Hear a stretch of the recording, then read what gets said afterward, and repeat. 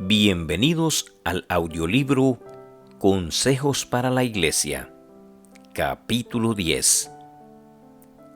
La creencia en un Dios personal. Se descubrirá en el día del ajuste final que Dios conocía a cada uno por nombre. Cada acción de la vida tiene un testigo invisible. Yo conozco tus obras, dice aquel que está en medio de los 7 candeleros. Apocalipsis capítulo 3 versículo 15 y capítulo 1 versículo 13.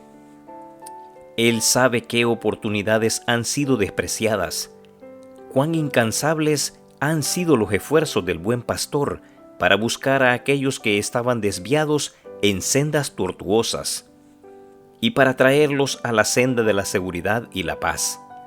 Repetidas veces Dios ha llamado a los que amaban los placeres y ha hecho fulgurar la luz de su palabra a través de su senda, para que pudiesen ver su peligro y escapar. Pero siguen adelante, bromeando mientras van por el camino ancho, hasta que al fin termina su tiempo de gracia. Los caminos de Dios son justos y ecuánimes, y cuando la sentencia sea pronunciada contra aquellos que sean hallados faltos, toda boca quedará cerrada. El gran poder que obra por la naturaleza y sostiene todas las cosas no es como lo representan algunos hombres de ciencia, simplemente un principio que lo compenetra todo, una energía que actúa. Dios es espíritu, sin embargo, es un ser personal, pues el hombre fue hecho a su imagen.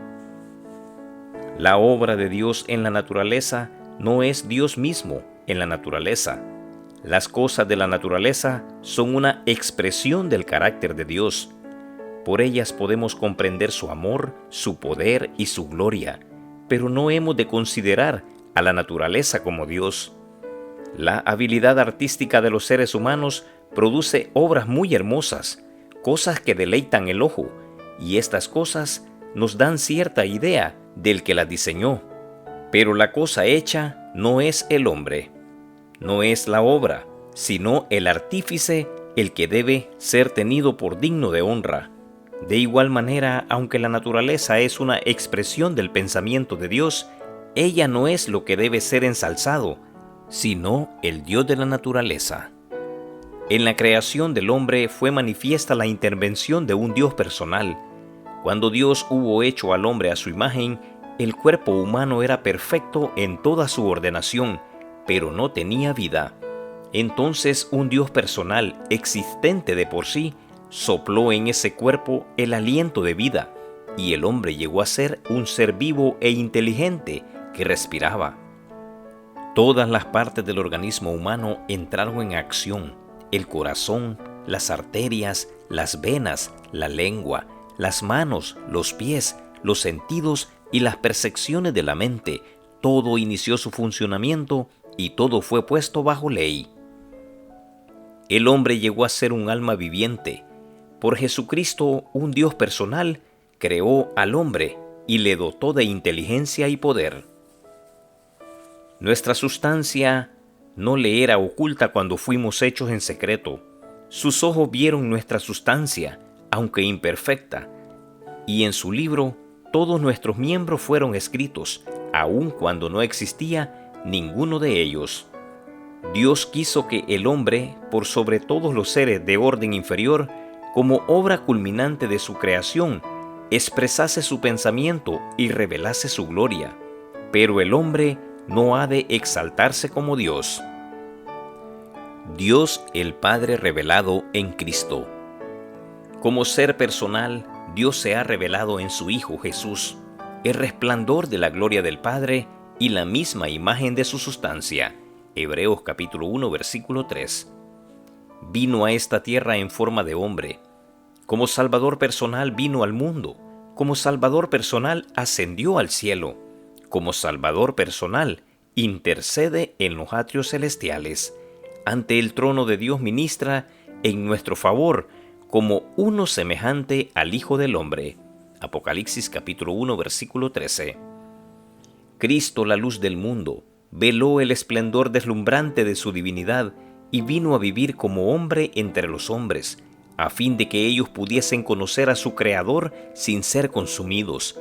Ningún hombre vio jamás a Dios, excepto en la medida en que se reveló por Cristo. Cristo vino para enseñar a los seres humanos lo que Dios desea que conozcan. En los cielos, en la tierra, en las anchurosas aguas del océano, vemos la obra de Dios. Todas las cosas creadas testifican acerca de su poder, su sabiduría y su amor. Pero ni de las estrellas, ni del océano, ni de las cataratas podemos aprender lo referente a la personalidad de Dios como se revela en Cristo. Dios vio que se necesitaba una revelación más clara que de la naturaleza para presentarnos su personalidad y su carácter.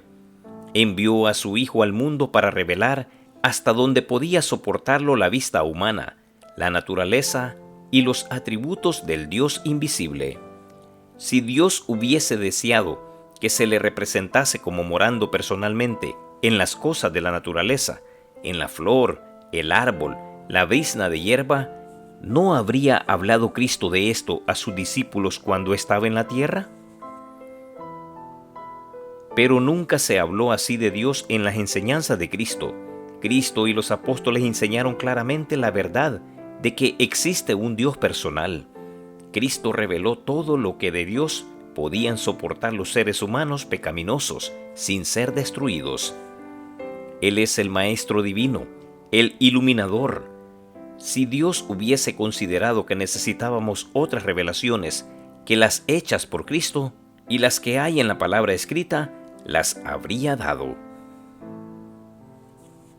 Cristo da a los hombres el poder de llegar a ser hijos de Dios. Estudiemos las palabras que Cristo pronunció en el aposento alto, en la noche anterior a su crucifixión. Se acercaba su hora de prueba y procuraba consolar a sus discípulos que iban a ser gravemente tentados y probados. Los discípulos no comprendían aún las palabras de Cristo concernientes a su relación con Dios. Gran parte de su enseñanza resultaba todavía oscura. Habían hecho muchas preguntas que revelaban su ignorancia acerca de la relación que Dios tenía con ellos y acerca de sus intereses presentes y futuros. Cristo deseaba que tuviesen un conocimiento más claro y distinto de Dios. Cuando en el día de Pentecostés el Espíritu Santo se derramó sobre los discípulos, comprendieron ellos las verdades que Cristo había expresado en parábolas. Les resultaron claras las enseñanzas que habían sido un misterio para ellos. La comprensión que obtuvieron del derramamiento del Espíritu Santo los avergonzó de sus teorías fantásticas. Sus suposiciones e interpretaciones eran insensatez cuando se comparaban con el conocimiento de las cosas celestiales que recibieron entonces. Eran guiados por el Espíritu Santo y la luz resplandecía en su entendimiento que antes estuviera oscurecido. Pero los discípulos no habían recibido el cumplimiento total de la promesa de Cristo. Recibieron todo el conocimiento de Dios que podían soportar, pero todavía había de llegar al cumplimiento total de la promesa que les había hecho Cristo, de que les mostraría claramente al Padre. Así es hoy. Nuestro conocimiento de Dios es parcial e imperfecto. Cuando termine el conflicto y el hombre, Cristo Jesús, reconozca ante el Padre a sus obreros fieles que en un mundo de pecado testificaron fielmente por Él, comprenderán claramente las cosas que son ahora misterios para ellos. Cristo llevó consigo a los atrios celestiales su humanidad glorificada. A los que le reciban les da poder para llegar a ser hijos de Dios, para que al fin Dios pueda recibirlos como suyos, para que moren con Él a través de toda la eternidad. Si durante esta vida son leales a Dios, al fin verán su rostro y su nombre estará en sus frentes. Apocalipsis capítulo 22, versículo 4. ¿Qué es la felicidad del cielo si no es ver a Dios?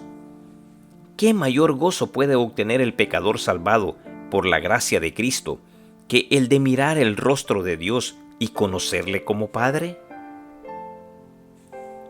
el interés individual que Dios tiene en sus hijos. Las Escrituras indican claramente la relación que hay entre Dios y Cristo y hacen resaltar muy claramente la personalidad individual de cada uno. Dios es el Padre de Cristo, Cristo es el Hijo de Dios. A Cristo ha sido dada una posición exaltada, ha sido hecho igual al Padre. Todos los consejos de Dios están abiertos para su Hijo. Esta unidad se expresa también en el capítulo 17 de Juan, en la oración de Cristo por sus discípulos. Mas no ruego solamente por estos, sino también por los que han de creer en mí por la palabra de ellos, para que todos sean uno, como tú, oh Padre, en mí y yo en ti, que también ellos sean uno en nosotros, para que el mundo crea que tú me enviaste. La gloria que me diste, yo les he dado, para que sean uno, así como nosotros somos uno, yo en ellos y tú en mí, para que sean perfectos en unidad, para que el mundo conozca que tú me enviaste, y que los has amado a ellos, como también a mí me has amado. Juan capítulo 17, versículo 20 al 23. Admirable declaración. La unidad que existe entre Cristo y sus discípulos no destruye la personalidad de ninguna de las partes. Son uno en propósito, en mente, en carácter, pero no en persona. Así es como Dios y Cristo son uno. Nuestro Dios tiene a su disposición el cielo y la tierra y sabe exactamente lo que necesitamos. Solo podemos ver hasta corta distancia delante de nosotros, mas todas las cosas están desnudas y abiertas a los ojos de aquel a quien tenemos que dar cuenta. Hebreos capítulo 4, versículo 13. Por sobre las perturbaciones de la tierra está Él entronizado, y todas las cosas están abiertas a su visión divina, y desde su grande y serena eternidad ordena aquello que su providencia ve que es lo mejor. Ni siquiera un pajarillo cae al suelo sin que lo note el Padre. El odio de Satanás contra Dios le induce a deleitarse en destruir hasta los animales, y solo por el cuidado protector de Dios son preservadas las aves, para alegrarnos con sus cantos de gozo. Pero Él no se olvida siquiera de los pajarillos, así que no temáis, más valéis vosotros que muchos pajarillos. Mateo capítulo 10, versículo 31.